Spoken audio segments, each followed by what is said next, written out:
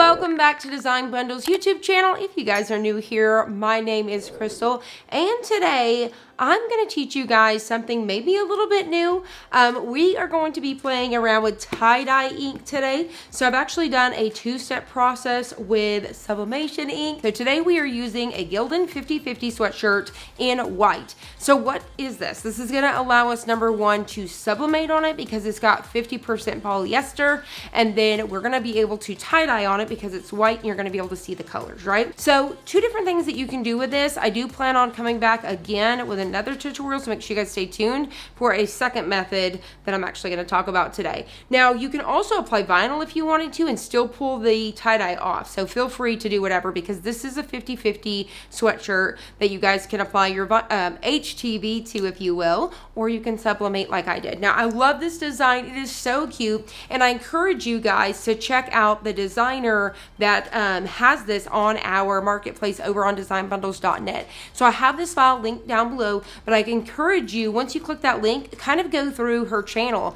And if you guys don't know, you guys can actually hit follow, and you can follow a designer. So if you guys find a file and a design that you guys particularly absolutely love, you can actually click on the designer and go check that out, and then you guys can definitely follow. So that way you can see upcoming files that they come up with. So I love it. I think it is so adorable, and I definitely had to put this on a sweatshirt. The other thing that you could do with this design here too is screen print. I think the screen print would have been really cool, whether you guys are using screen print ink or even the screen print sublimation ink as well. So if you guys don't have a sublimation printer, you could still do that with that sublimation ink from Artistry.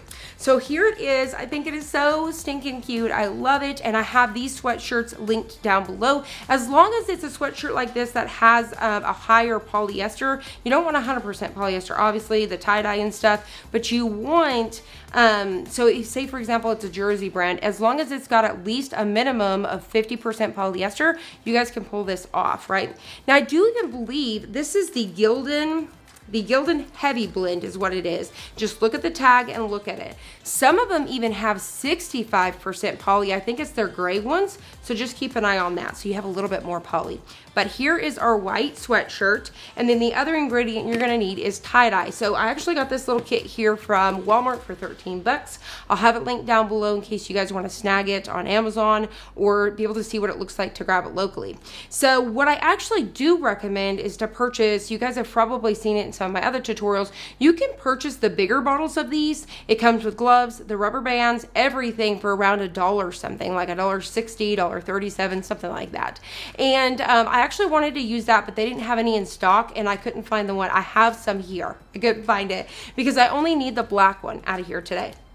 But what's cool about this kit is I'm actually going to need some orange here pretty soon because, you know, we're going to have to create another one towards Thanksgiving time. So I've got some oranges here. Some purples would be good for Halloween. So this is really good. So, I mean, it's a really good deal. 18 bottles. And I think so you get 2 of each color. So I need the black out of here. The other thing that I have are these pans here. If you have a regular baking pan, you can use it, a bucket, a bowl, whatever you want, or you can do this over your sink. So I'm in my craft space, and I use these for tie-dyeing, and I actually just purchased 2 new ones. But if you've seen any of our previous tutorials, I've talked about how I purchased these, and I actually keep them on a shelf put up or in my cabinetry. So I have these, and then I also have this little cookie sheet rack. So when I do any sort of tie-dyeing, I like to have these 2 here. Because what I'll do is I'll put that cookie sheet rack, which you can grab. I have it linked down below, and it fits perfectly on top of here. So if you guys have, say for example, if you purchase a convection oven for your tumblers and sublimating tumblers, you may have an extra one of these that you've pulled out of your microwave, your air fryers or something. So you may already have something like this around the house. But you can grab these. They're like $3. They're inexpensive. I like it because it sits on top just like this. And so when you tie-dye, you can actually put your t-shirt on top, and it can grab any excess drips or anything like that. And so I kind of store all of my tie-dye. I'll put my inks in here, gloves, rubber bands, put it like this, and I'll just store it up on a shelf or a cabinet or something, right? So I have these. Now for this particular project here, I actually have one with some water in the bottom because I'm switching it up a little bit. I'm gonna do something different. So I've seen some sweatshirts where the bottom comes up. So we're gonna have the black fading up from the bottom, and I'm also gonna have some of that on these sleeves here. Now, you could definitely, like I said, I have another tutorial coming soon. You could go around, avoid this area, and you could go around doing all those twists and ties all over the entire t-shirt, putting rubber bands, and do it that way as well. And then you can sublimate last if you wanted to. You could do it first, however. So you can still do a normal tie-dye if you wanted to. But for me, I am going to do that different. So this is what my thinking is. You could possibly put water in a spray bottle and spray your t-shirt and kind of get that effect. But you can do this in the sink as well. But like I said, I have it like this because I am in my craft room.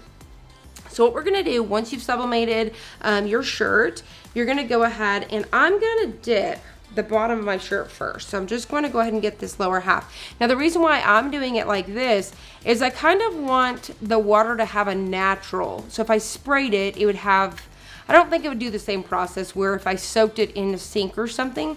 So I want it to be able to have almost like a jaggedy look, almost like drips kind of coming up. And so this should hopefully, it absorbs the water and it's gonna go up so far. So hopefully you'll get my point. So I'm gonna go ahead and take and dip this, right, into my water. I'm trying to only do about, not half of the shirt, just the lower part of the shirt, right? So I'm gonna kind of get something about like that, looks good to me. And then I'm gonna go ahead and wring it out. So just need enough to get it wet. And the purpose of this is going to allow my inks to spread quickly. So they're going to spread so much faster, and they're gonna pretty much only spread to the water areas. They'll go a little bit probably past and do this fade out, but it's just gonna help it, right? And so doing it too, I have, you guys probably can't tell, but I have just a little bit, I feel like I wanted to go back in a little bit more as well. We're gonna go in just a little bit more. So I'm gonna go ahead and go back in one more time, and I'm gonna try to go in a little bit more. I probably don't have to worry about drenching the whole thing. Try to come up maybe about here. There we go. So now what I'm gonna do is I'm just wringing out. So you wanna make sure you wring out all that water that you can. And so we're gonna do that just like so. We'll come up here and wring it.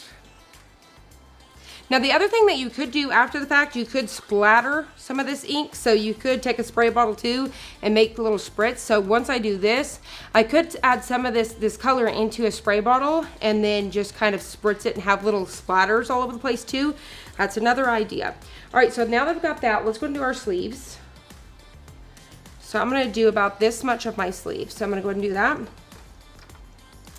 Let it kind of naturally do its thing, right? And I'm gonna wring it out. And I'm hoping, I don't think it should be, because it should be spreading to where it is. I don't want it to be just a straight line. So it should be kind of spreading that water. So we're gonna go and do that. And then we're gonna do the next one.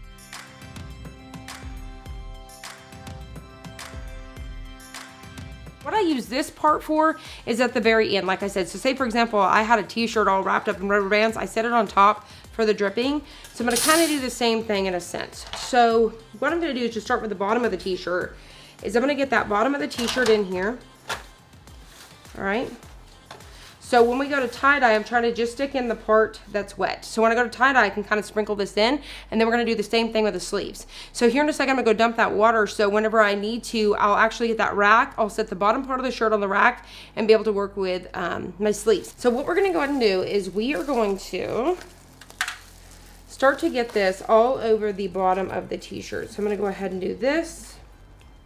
And you see how wherever it's wet, it's spreading. So I'm gonna go ahead and continue to get all of that like that. Whoop. See how it kind of splattered up like that? And I'm totally okay with that. So I'm just gonna go ahead and start working on the back here, trying to get it all the way through, and I'll start squeezing on it a little bit. So I'm gonna go ahead and get my back side. There we have it. Set this right up here. And I'm gonna start to try to squeeze it around to see if I can't really get this in here.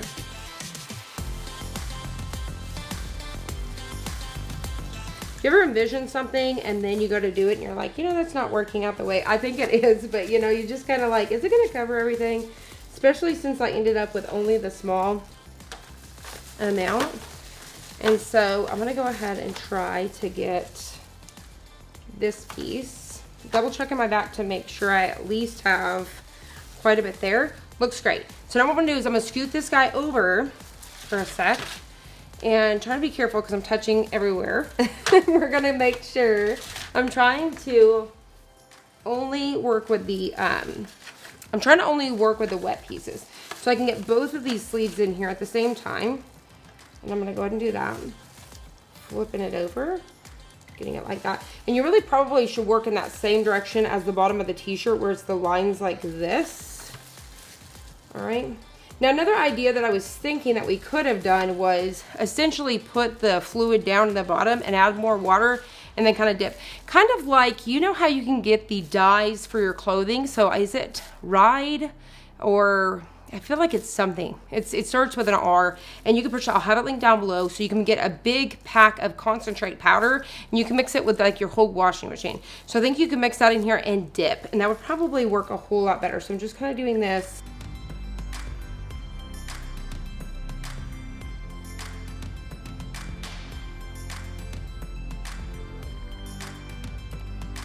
So now I'm just gonna kind of squeeze them together. So see, because my arms are so wet, I can still squeeze just to mix up. So you see like before and after, hopefully you guys can see. So before I squeeze, we've got this. I'm just gonna go ahead and start squeezing that and getting it to work its way up. There we have it. So we'll do the same thing to this side. And I think we're gonna make it. Hopefully there is definitely going to be enough. So depending on that stone wash kind of look that you want, you can go ahead and stop there. Once again, I think the splatters are fine. So now let's come over to this one and let's do the same thing. I'm gonna go ahead and peek on this side just to make sure everything is covered. And it does, it looks really, really great. So what I can do is I can just leave them in their buckets like this. At this point, I don't even think it's probably necessary to use the cookie sheet, because at this point I only have one cookie sheet and it's gonna raise one. So I'm gonna leave them like this. I'll let them set overnight and then I'm gonna go ahead and wash it. And so I'm not gonna show you guys that washing out process, but please keep in mind I'm washing out as much of the ink I can in my sink or in my bathtub to pull out all the ink I can from all those areas, and then I'm gonna throw it in the wash. And so after it's done washing, I'll be back so I can show you the finished product. And there you guys have it. How stinking cute did this thing come out? So this thing has been washed. I let it sit completely overnight, and then I put it actually in my sink and then just completely rinsed out as much as I could until I seen the water running clear on the sleeves and the bottom as well. So that way I could preserve as much of this white as I could. So a few things I would do differently. Number one, make sure you really mix up your tie-dye mixture, because as you guys can see here, I've got some pinks in here. So we've got pinks, a little bit of that yellow and all that, which you're gonna get some of that fading anyways, like it turns to where it looks blue and stuff. But all of this pink and yellow is because I did not mix up my mixture very good. So remember, they're gonna mix several different powders to create colors. So once you get your water in there, make sure you really, really mix up that solution to avoid things like this. Now, luckily, I have several little spots of pink all the way across the front, so it works its way out. I think the worst part is just this little piece here, but I do have pink inside of his little cheeks and stuff like that. The other thing is the little watermarks here per se. I think that if I would have kept it a little bit lower down how I initially started with and let it naturally fade, it wouldn't have came up so high. So a few different things I would change there, but I'm going to show you guys the back as well. So front and back, you can see the sleeves here are just like so. I think it's adorable. Lots of different colors you can do, lots of different ideas from Halloween to fall, obviously, to Christmas, tons and tons of ideas to do sweatshirts like this. So also you can see that my sublimation is a little bit more washed out and vintage looking. It's not super bold and black, and that's because this is a 50-50, so we've only got that 50 poly. So this was 100% polyester. Obviously you would have that more bright colors. Now there's a few different things you can do. You can spray multiple products. I'll link one down below to where you guys can actually turn this into a more polyester, so that way you can get that more vibrant look. But I really like it. I do like the washed out with the tie-dye. I just think everything goes together. So you guys let me know in the comments below if you guys are going to recreate this or make one similar. Also, don't forget, I highly encourage you guys to join our Facebook community group so you guys can share your finished projects, because I love to see them. I'll come in, comment, as well as everybody else here at Design Bundles, including all of our members. We have hundreds of thousands of members over there just like yourself. You're going to find inspiration, freebies, giveaways, all sorts of fun stuff going on over there, and you can find that in the description below. Thank you guys so much for watching. If you guys enjoyed this, please hit that like button down below and subscribe, and I'll see you guys on the next one.